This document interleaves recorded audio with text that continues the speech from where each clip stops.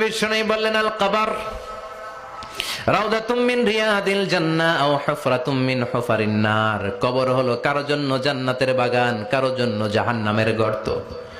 আমরা বলি আল্লাহ আমাদের কবরটারে জান্নাতের বাগান বানাও। আরো জোরে পড়েন আমিন।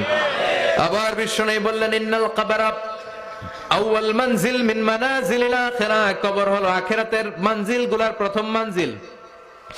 আখিরাতে একটার পরে একটা অনেকগুলো স্টেশন আপনাকে পার হতে হবে। প্রথম স্টেশনটার নাম হলো কবর। প্রথম স্টেশনের নাম কি?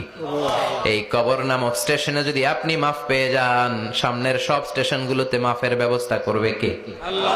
আর কবর নামক স্টেশনে যদি ধরা খেয়ে যান, আপনার মায়ের আছে না নাই? লাশটাকে যখন রাখা হয়, লাশটা চিনে কে আমারে রাখলো, কে আমাকে ধৌত করলো, কে আমারে কাফন পড়ালো। এজন্য কবরের আযাব থেকে বিশ্বনবী পানাহ চেয়েছেন। বিশ্বনবী বলেছেন আল্লাহুম্মা ইন্না নাউযু বিকা মিন আযাবিল কবর। ও আল্লাহ, কবরের আযাব থেকে তুমি আমাদেরকে বাঁচাও। পড়েন আমিন।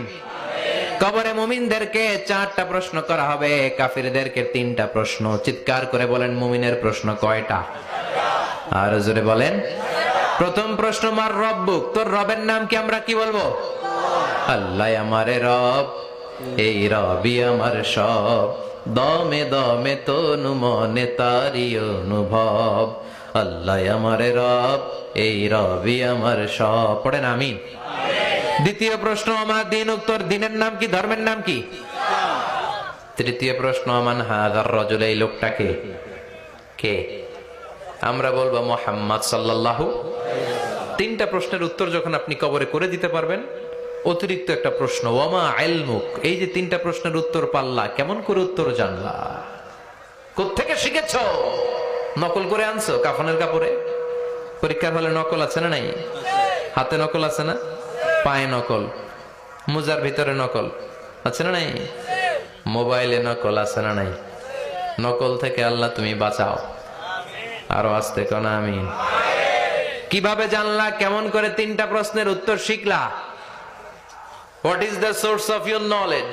তথ্যসূত্র কি? আপনাকে বলতে হবে আমি যেই কিতাবটা থেকে শিখেছি কিতাবটার নাম কি?